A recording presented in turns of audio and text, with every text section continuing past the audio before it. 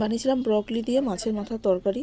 এখানে ব্রকলিটাকে আমি একটু ভাপিয়ে নেব, কড়াতে তেল গরম করে মাছের মাথাটাকে একটু ভেজে নামিয়ে রেখে দেবো। সেই তেলের মধ্যে সেই তেলের মধ্যে দিয়ে দেবো, ব্রকলিটাকে একটু ভেজে নেব হালকা করে। তারপরে তেলের মধ্যে ফোড়নে দিয়ে দেবো গোটা গরম মশলা, জিরে, তেজপাতা দিয়ে ডুমো ডুমো করে কেটে রাখা আলুগুলো নুন হলুদ দিয়ে ভেজে নেব। নুন একেবারে বেশি করেই আমি দিয়ে নেব।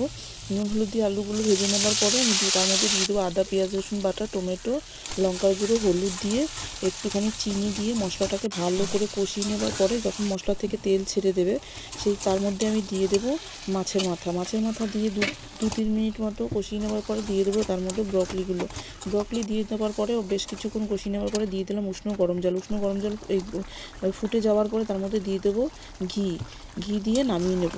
যদি ভিডিওটি ভালো লেগে থাকে লাইক, কমেন্ট, শেয়ার, চ্যানেলটিকে সাবস্ক্রাইব করে আর একবার তোমরা বাড়িতে ট্রাই করে দেখো, দারুণ খেতে লাগে, দারুণ হয় খেতে।